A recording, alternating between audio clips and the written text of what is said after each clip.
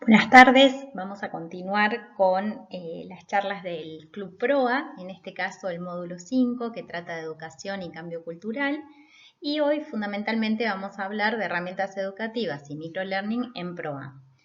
Para los que no pudieron escuchar las otras charlas, mi nombre es Mariana Radosta, yo soy médica clínica e infectóloga, trabajo en la ciudad de Neuquén, no tengo ningún conflicto de interés y les dejo abajo mi mail por si tuvieran alguna duda y los pudiera ayudar, sería un placer. En cuanto a los temas de agenda, la idea es charlar un poco sobre introducción en educación en PROA, el concepto de microlearning, qué formatos de microlearning existen, cuáles son los beneficios del microlearning, cuáles serían los pasos para estructurarlo, qué son las píldoras o cápsulas formativas, cuáles serían los principales indicadores de impacto en educación en PROA y algunos ejemplos y experiencias de la vida real. Cuando charlábamos sobre los pasos para implementar un PROA en una institución sanitaria, hablábamos que uno de los principales es la educación y competencia de quienes prescriben. En cuanto a los antecedentes de educación en PROA, encontramos que en el 2014 el CDC publica cuáles serían los elementos core o elementos centrales que deberían formar parte del PROA para implementarla en una institución sanitaria. Y en el 2019 hace algunas modificaciones, agrega algunos elementos y fundamentalmente el tema de educación. Educación no solo al prescriptor de antibióticos, sino también al personal de salud que no sea prescriptor y a todo el equipo del PROA y también incluyendo a los pacientes. ¿Por qué el paciente? Porque el paciente es quien a veces presiona al prescriptor para la indicación antibiótica y también es quien tiene que acompañar al prescriptor en la decisión de dar o no antibióticos, ya sea que si no le recetan antibióticos tenga suficiente pauta de alarma y pueda estar atento a las pautas de alarma para regresar o reconsultar para que se le indique antibiótico, o viceversa, en caso de que se le indique antibiótico y tenga algún efecto adverso, etc. Es por eso que es importante la educación a los pacientes, como vamos a ver más adelante.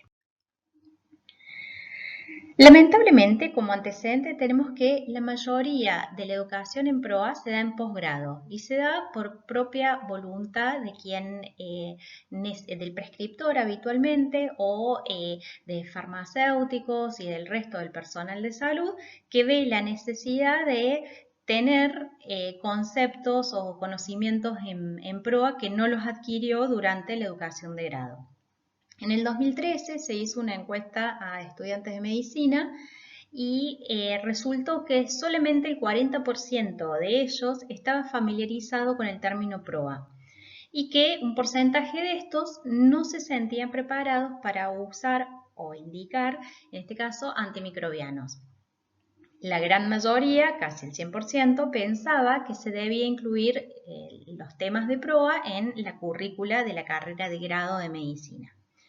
Y en cuanto a los farmacéuticos, solamente el 61% sentía que podía discutir temas de PROA con los prescriptores, sobre todo teniendo en cuenta de que el farmacéutico es un pilar fundamental para el PROA. Hay un estudio nigeriano que es de tipo cuasi experimental, pre y post intervención, donde la intervención era la capacitación en resistencia antimicrobiana a estudiantes de farmacia, de medicina y de ciencias sociales, en donde se les preguntaba los conocimientos o la confianza que tenían ellos en cuanto a términos de resistencia antimicrobiana.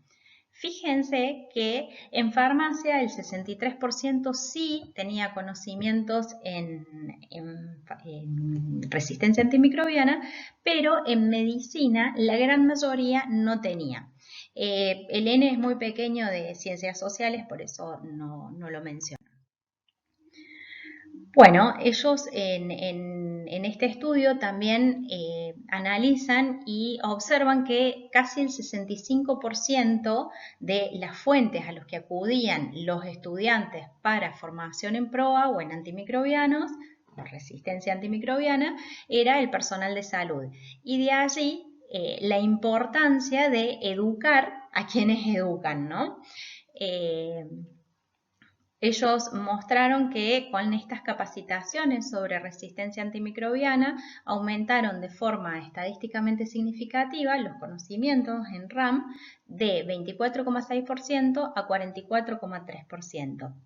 Y como conclusión, los autores establecen que es fundamental integrar el tema de la resistencia antimicrobiana en los planes de estudio de salud desde etapas tempranas de educación.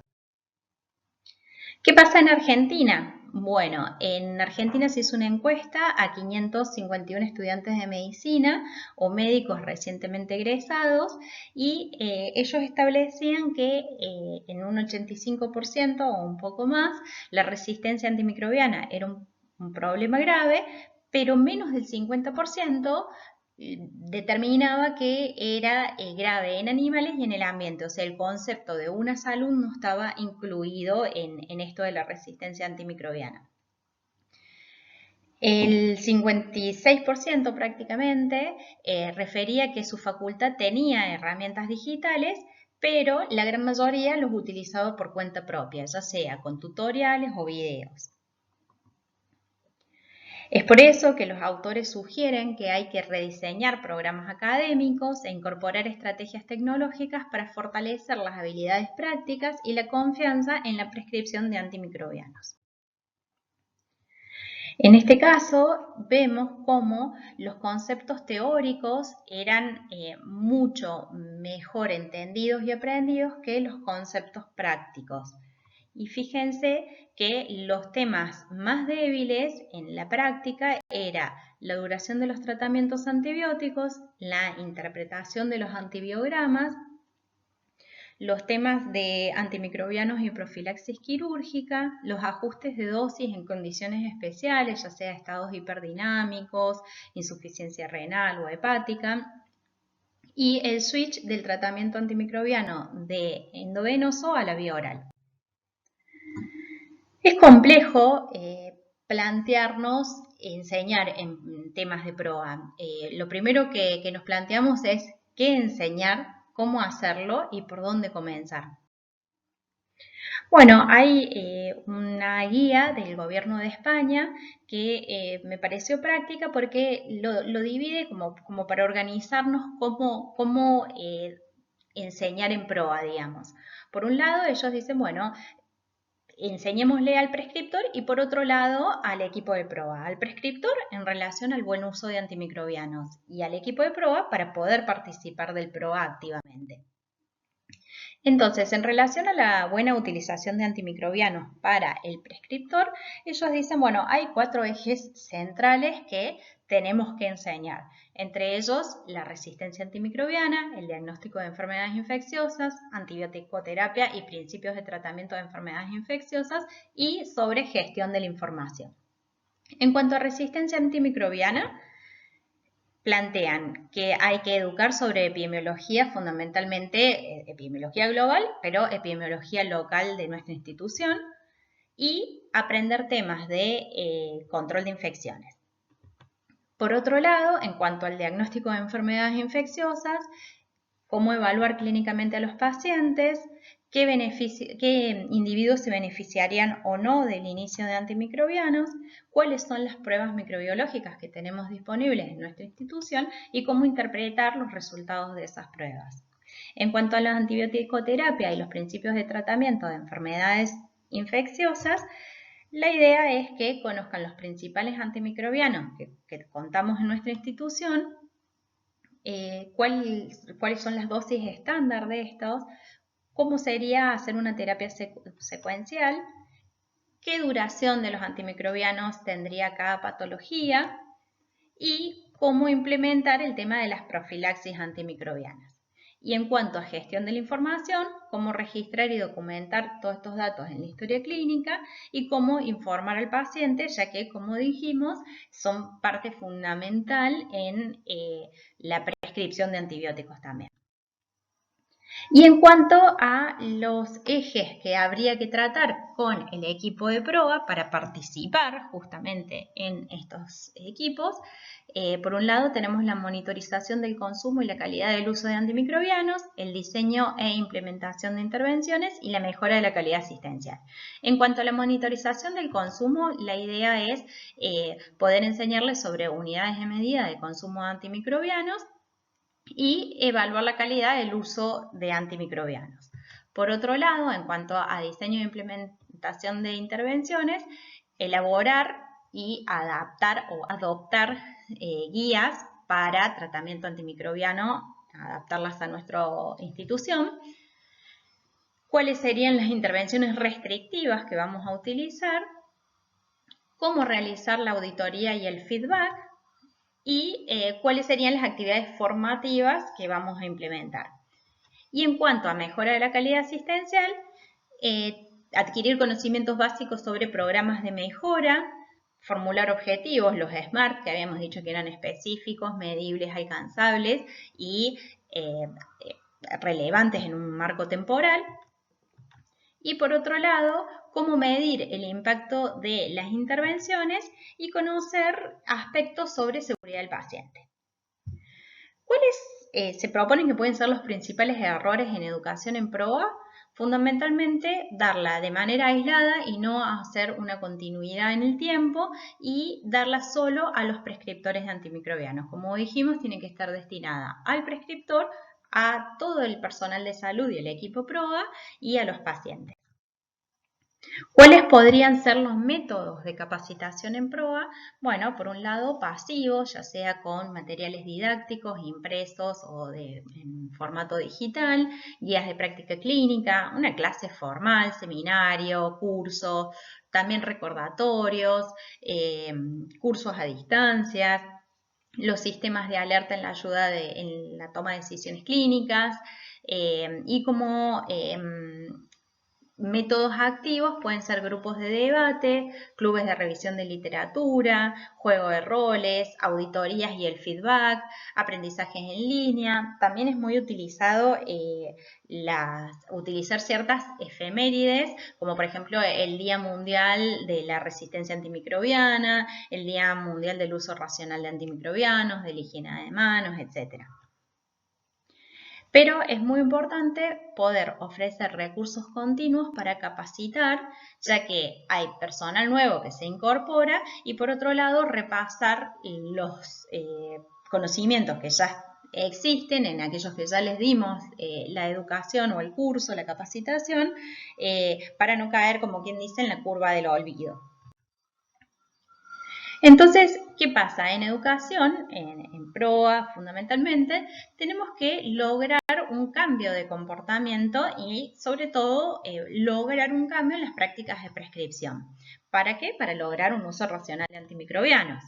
¿Y cuáles serían los factores que influyen en la prescripción de antimicrobianos? Por un lado, factores extrínsecos, fundamentalmente estructurales o de la institución, pero también hay factores intrínsecos que pueden ser modificados como desconocimiento sobre resistencia a antimicrobianos, temores de que el paciente no regrese, de que se vaya disconforme, también la creencia de que más es mejor porque antibióticos de amplio espectro son más eficaces y como que no tienen riesgos.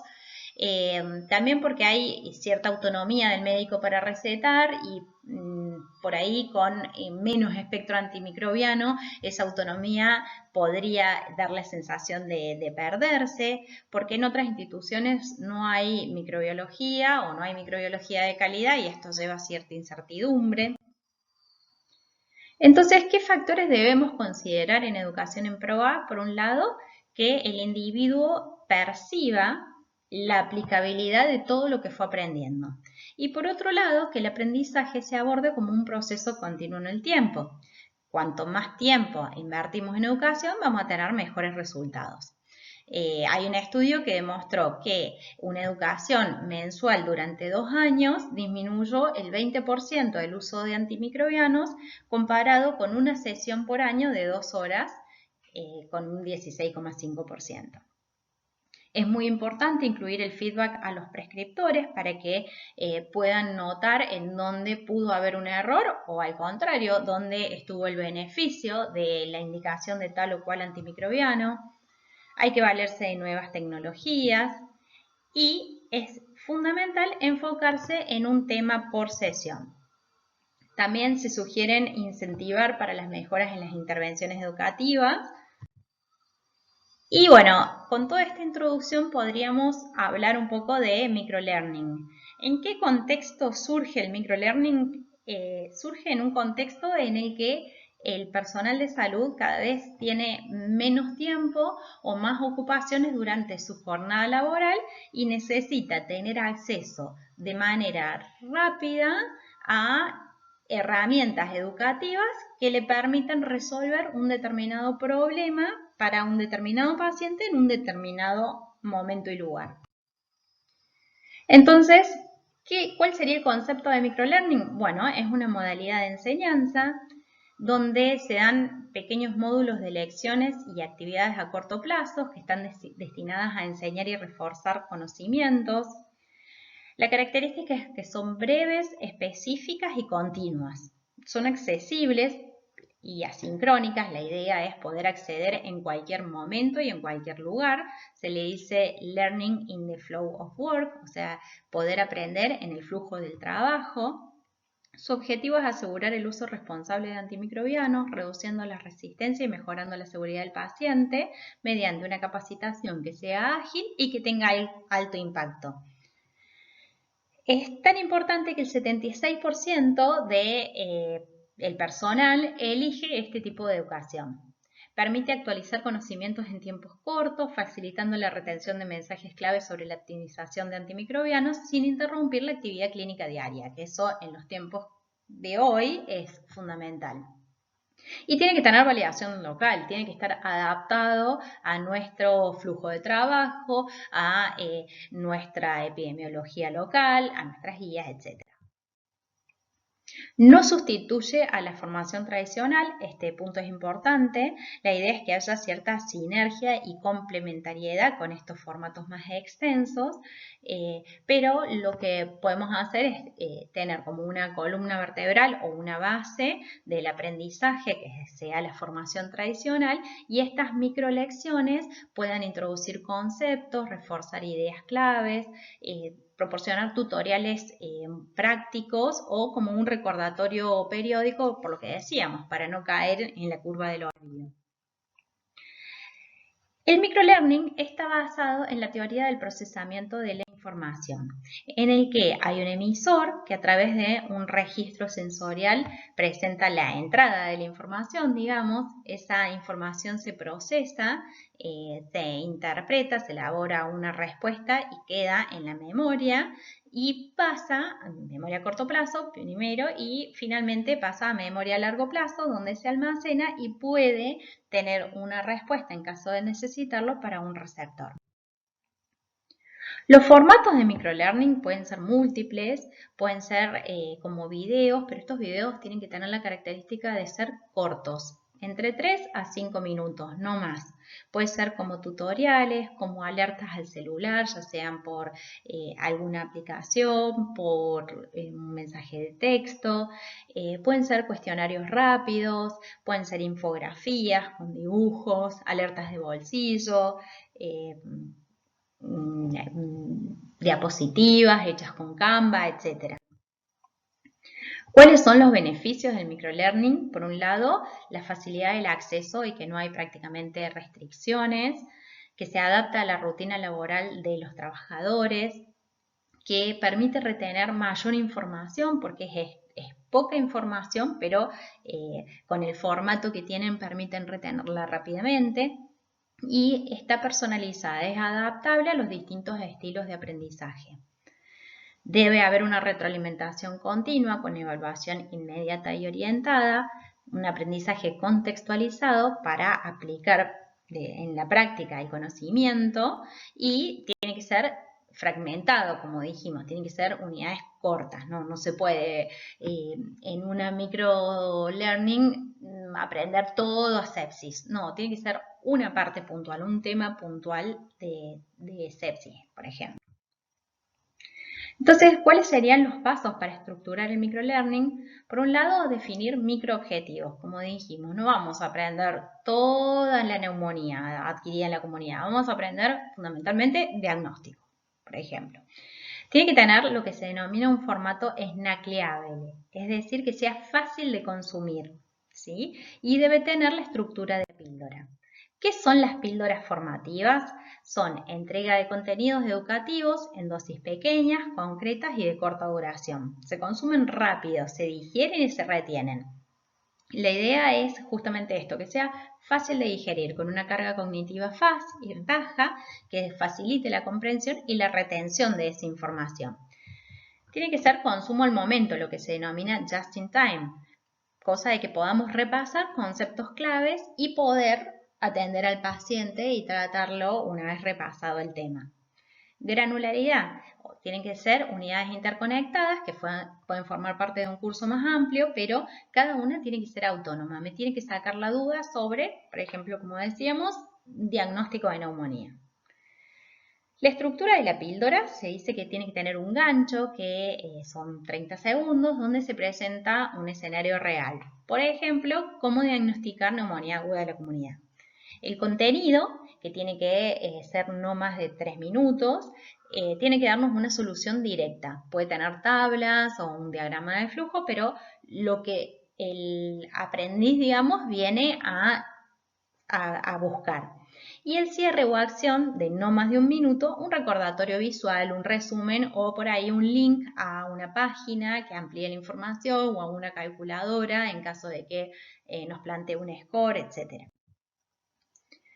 El diseño para elaborar las cápsulas formativas tendríamos primero que aprender. Hay una necesidad de aprendizaje donde en un segundo paso nos tenemos que plantear los objetivos de ese aprendizaje, cómo estructurar el contenido en lecciones cortas y en pasos, desarrollar la microlección, hacer las prácticas, o sea, cómo aplicarlo y hacer una evaluación, un feedback. Siguiendo con los pasos para estructurar el microlearning, tenemos que tener un canal de distribución, es decir, como dijimos, en el momento y el lugar donde el personal de salud está trabajando. Tiene que tener una organización secuencial, como dijimos, tienen que ser sesiones cortas, por ejemplo, y que estén en serie, ¿no? Entonces, un ejemplo sería en la semana 1, cuándo iniciar antibiótico, en la semana 2, con qué antibiótico iniciar, en la semana 3, por cuánto tiempo dar este tratamiento antibiótico y finalmente hacer devoluciones, cuáles serían las situaciones de mejora en un feedback que podría plantearse en la semana 4. Entonces, resumiendo, hoy por hoy hay una evolución y adaptación hacia la educación digital donde se plantea flexibilidad, agilidad y personalización de la educación.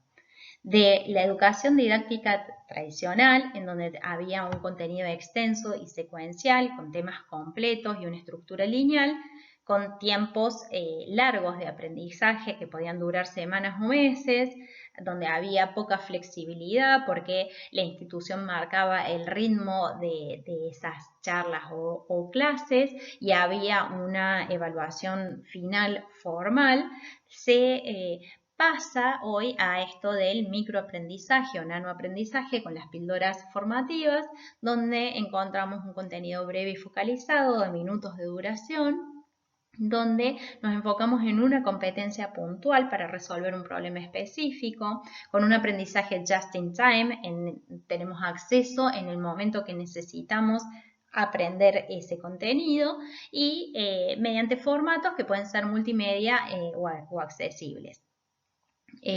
Como dijimos, hoy por hoy tienen que ser complementarios estos dos tipos de educación.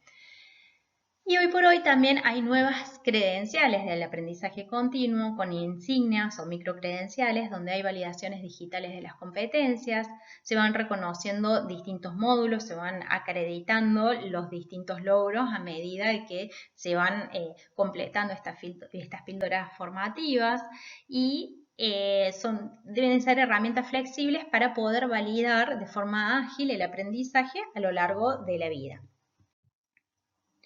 ¿Cuáles serían los indicadores de impacto de educación? Por un lado, nos tendríamos que preguntar, ¿se están educando? Entonces, ¿cómo podemos responder esta pregunta? Por el porcentaje de cobertura y el nivel de satisfacción. Es decir, con la tasa de finalización de las píldoras formativas y la satisfacción del usuario mediante encuestas, por ejemplo. La otra pregunta que nos tenemos que plantear es, ¿aprenden? Bueno, eso se puede hacer mediante test de conocimientos o evaluaciones y evaluar pre y post-test y también a lo largo del tiempo, es decir, hacer curvas de retención de conocimiento con evaluaciones a los 3 y a los 6 meses, por ejemplo. Otra de las preguntas serían si se aplica el contenido aprendido. Y eso lo podemos hacer o medir mediante el porcentaje de adherencia a las guías, a las profilaxis quirúrgicas, al porcentaje de adherencia al desescalamiento. Es decir, algunos indicadores que muestren qué cambió a la hora de prescribir. Y si mejoramos o no. ¿Y cómo lo hacemos a esto? ¿Cómo se puede medir? Por curvas de consumo de la dosis diaria definida, la medición de colonizaciones de microorganismos multiresistentes, las tasas de infecciones por Clostridium difficile, por ejemplo, que en definitiva sería el objetivo final del programa. En cuanto a la experiencia en la vida real, me gustaría mostrarle algunos artículos. En este caso, de la Journal of Hospital Infection, es el rol de la educación en el stewardship antimicrobiano. Y como van a ver, mediante distintas formas de intervenciones educativas, ya sea seminarios, clases, etc., pudieron lograr disminuir la duración de antimicrobianos, el número de antimicrobianos, el tiempo de inicio de antibiótico desde la sepsis al inicio del tratamiento empírico, disminuyeron el tratamiento empírico inicial inadecuado y aumentaron el porcentaje de desescalada.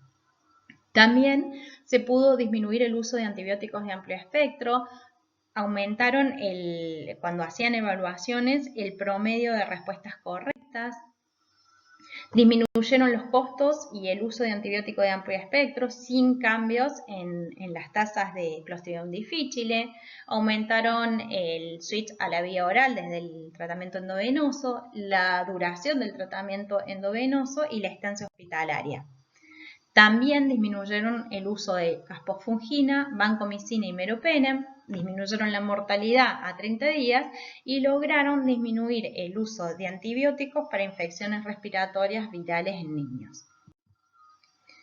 Además, lograron disminuir el uso de antibióticos acompañado de solicitudes de urocultivo también y aumentaron el uso de guías clínicas en residentes. En este caso se muestra un estudio antes-después que se hizo en España en 14 residencias de ancianos, en los cuales a 7 implementaron medidas educacionales en PROA, las medidas generales, y a los otros 7 centros agregaron, además de las medidas educacionales generales, entrevistas individualizadas, o sea, capacitación individualizada para reforzar ciertos conceptos en patologías claves en esta población, que serían infecciones del tracto respiratorio inferior, infecciones del tracto urinario, infección de piel y partes blandas y profilaxis prequirúrgica. Las intervenciones fueron crear un equipo PROA formado por médico, enfermero, farmacéutico y presentar el equipo en la institución, elegir una guía clínica de referencia y adaptarla a esa institución y hacer un feedback con reuniones cuatrimestrales. Los resultados lograron disminuir en 31% el consumo de antimicrobianos, el 52,2% de fluoroquinolonas y 42,5% de amoxicilina con ácido clavulánico. Disminuyeron la resistencia antimicrobiana global de 24,7 a 17,4 medido por hisopados rectales. No tuvieron cambios en el número de hospitalizaciones y tampoco en el consumo de antimicrobianos ni prevalencia de microorganismos entre los grupos de educación, o sea, en la educación general versus las entrevistas, pero sí con las intervenciones versus el antes-después. En este caso, se muestra un estudio antes-después realizado en 4 hospitales entre los años 2023 y 2024, en donde se dictaba un curso para médicos clínicos y farmacéuticos considerando los aspectos prácticos de la prescripción de los antimicrobianos. Lo que se hizo fue medir la confianza que se tenían en la gestión de los antimicrobianos, en donde 1 se sentían muy bien preparados y 7 nada preparados. Y lograron aumentar este scoring de 3,53 a 2,16, o sea, se sentían mucho más preparados después del curso. Como vemos, ellos lo dividen en los años 2023 y 2024, pero vamos a ver que es prácticamente lo mismo. Los aspectos más fuertes o donde más diferencia hubo entre la evaluación preintervención y la evaluación postintervención fue la epidemiología de la resistencia antimicrobiana local, las recomendaciones pre y postquirúrgicas, la elección de antibiótico-terapia inicial empírica y la adaptación a guías locales. Como vemos, en el 2024 los datos son bastante similares. Bueno, acá lo que quería hacer era mostrarles algunos ejemplos de la vida real, por ejemplo, algunas infografías. Fíjense, esto es una infografía que publica el Gobierno de México, en donde en un solo dibujo, digamos, puede definirnos y resumirnos qué es el PROA, qué se espera del programa, qué acciones se van a implementar, quiénes deben participar, etc. En este caso es sobre el CDC, fundamentalmente para los pacientes, para la población general, donde explica que hay un montón de gérmenes y cómo se va generando la resistencia antimicrobiana, qué son las bacterias resistentes a los antibióticos, con distintos dibujitos y algunas palabras va explicando lo que es. Acá donde plantea cuándo decirle sí y cuándo decirle no a los antibióticos. Como vemos, esto es generalmente para la población general, ¿no? Cuando no tomar antibiótico en un resfriado común, en una gripe, en el COVID, ¿sí? Estas serían algunas alertas. Este algoritmo me pareció muy interesante porque también en una pequeña infografía sugiere hacer un checklist de cuándo dar antibiótico terapia, digamos. Entonces plantea, lo divide en antes y después y dice, bueno, antes de iniciar el tratamiento antibiótico, plantearse, ¿hay evidencia o sospecha de infección bacteriana? Sí, bueno, pasemos al punto siguiente. No, listo, no hay que prescribir antibiótico. ¿Está grave el paciente? Sí, inicia el antibiótico ya, antes de 1 hora. No, tómate tu tiempo, no tengas prisa. Consulta una guía de antibiótico local de tu hospital. Si obtuviste cultivos, sí, perfecto, dale el antibiótico. No, toma cultivos ahora antes de iniciar antibiótico. ¿Registraste en la historia clínica tanto que vas a indicar el antibiótico como cuál es tu previsión de duración de antimicrobiana? Sí, perfecto, prescribí antibiótico, no, hacelo. Entonces, después de haber iniciado el tratamiento antibiótico, reevaluar a las 48-72 horas. ¿Se puede suspender? Sí, suspéndelo. No, bueno, sigamos con antibiótico. ¿Se puede ajustar el antibiótico a los resultados de microbiología? Sí, lo ajustemos. No, sigamos para adelante. ¿Se puede pasar el tratamiento a la vía oral? Sí, bueno, rotemos a la vía oral. No, bueno, sigamos adelante con el mismo tratamiento antibiótico. ¿Se puede definir hoy la duración del tratamiento? Sí, bueno, pongamos una fecha para finalizar el tratamiento. No, bueno, lo reevaluamos en 48 o 72 horas. La verdad que me pareció súper práctico y súper resumido porque en definitiva es uno de los objetivos finales del PROA. Bueno, algunos ejemplos de las redes sociales, esto es de Instagram. Fíjense que plantea, bueno, a modo educativo y como un microlearning, que es el PROA, es un programa institucional que busca asegurar el uso adecuado, seguro y costo efectivo de los antibióticos, reduciendo resistencia y mejorando resultados clínicos. ¿Por qué PROA? La resistencia bacteriana es una amenaza global, uno de cada dos participantes prescripciones puede optimizarse y la UCI es un área crítica en el uso de antimicrobianos. ¿Para qué sirve? Para evitar resistencia antimicrobiana, mejorar la atención de los pacientes, reducir efectos secundarios y complicaciones, evitar el uso innecesario o excesivo de antibióticos.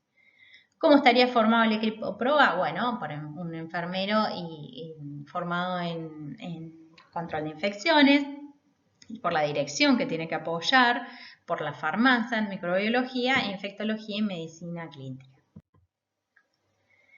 El equipo PROA se basa en trabajo en equipo y mejora continua, y acá vemos cómo plantean la mejora continua, que es planificar, hacer, evaluar, actuar y volver una vez que evaluamos a planificar, implementando distintas mejoras.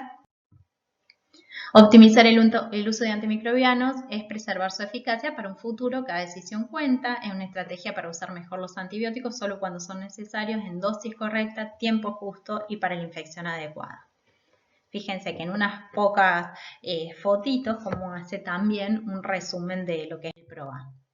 Acá tenemos otras infografías que son como alertas, digamos, que estos los envían por mensaje de texto, de WhatsApp, al personal prescriptor, que dice, cada tanto son como recordatorios. Adecua la dosis de antibiótico al tipo de infección y las circunstancias del paciente, hazlo a la medida, o sea, hazle un traje a medida a tu paciente. Con los antibióticos hay un peligro de rutina, así que hay que prestar atención. Necesito un antibiótico ahora, ¿por qué? Es como, son pequeñas alertas que les envían al personal en algunas instituciones como para recordarles la importancia de estar pendientes del uso de antimicrobianos. Y acá les quería mostrar algunos videos, no quisiera extenderme mucho más, pero vamos a poner algunos. En este caso, este es un resumen de cómo implementar un PROA hecho por una institución en Colombia.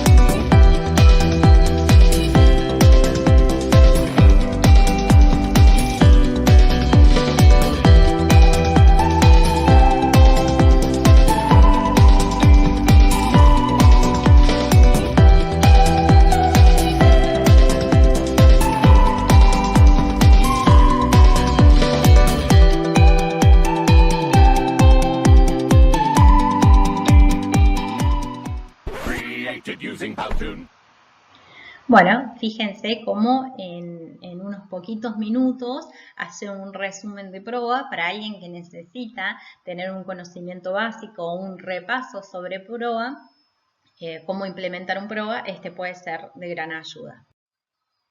En este caso, este video es del CDC y hace un resumen sobre resistencia antimicrobiana. Every year throughout the European Union, Iceland and Norway, more than 35,000 people die from infections with antibiotic-resistant bacteria. This is equivalent to the number of passengers on 13 cruise ships. Antibiotic resistance is a silent pandemic and a growing threat to human health. Antibiotics are medicines used to prevent and treat bacterial infections. Antibiotic resistance occurs when bacteria adapt in response to the use of these medicines. Bacteria, not humans or animals, become antibiotic resistant. In Europe, the health impact of infections with antibiotic-resistant bacteria is comparable to that of influenza, tuberculosis, and HIV/AIDS combined. Over 70% of this impact is directly linked to healthcare-associated infections. Resistance to antibiotics that are used as last line for treatment of infections, such as the carbapenems, has the highest health impact. Between 2016 and 2020, the overall number of deaths caused by antibiotic-resistant bacteria under study has increased.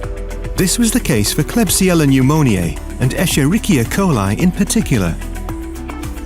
For carbapenem-resistant Klebsiella pneumoniae and Acinetobacter, commonly causing healthcare-associated infections, the number of attributable deaths increased by approximately 50%. There are several means to address this threat and ensure that antibiotics remain effective in the future. Using antibiotics prudently only when they are necessary. Implementing good infection prevention and control practices, such as hand hygiene, screening for infection with multidrug-resistant bacteria, and isolating infected patients. Promoting research and development of novel antibiotics. Everyone is responsible and can make a difference to address this growing threat to human health.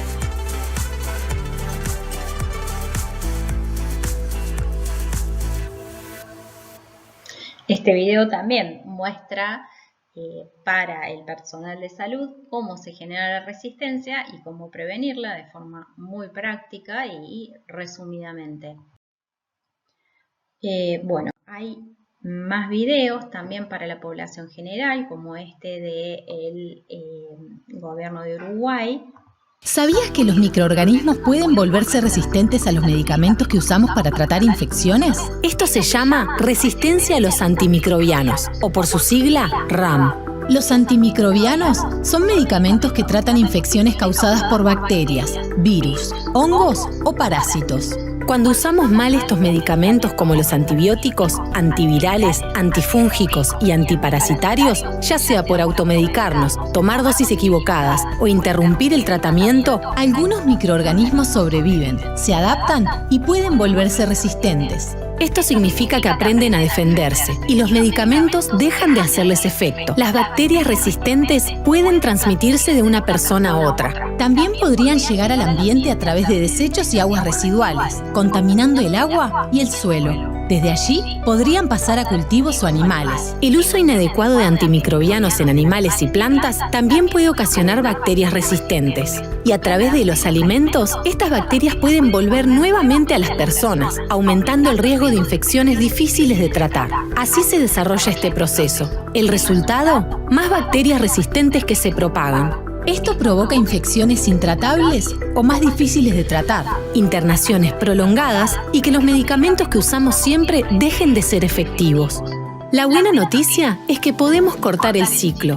Usa antimicrobianos solo con indicación del equipo de salud, ya sea para personas o para animales. Siempre completa los tratamientos y nunca compartas medicamentos. Así ayudamos a que sigan funcionando cuando se necesitan. Si te sobran o se vencen, nunca los tires al inodoro ni a la basura. Llévalos siempre a una farmacia, veterinaria o a puntos de recepción de medicamentos en desuso. Juntos, podemos cortar el ciclo de la resistencia. Porque compartimos el mismo mundo, trabajamos en un enfoque integral. Salud humana, animal y ambiental. Una sola salud. Bueno, fíjense que este video también es un microlearning, pero es más para educación de la población general, que también es necesario. Bueno, hasta acá llegamos. les dejo la bibliografía que utilicé y por supuesto muchísimas gracias.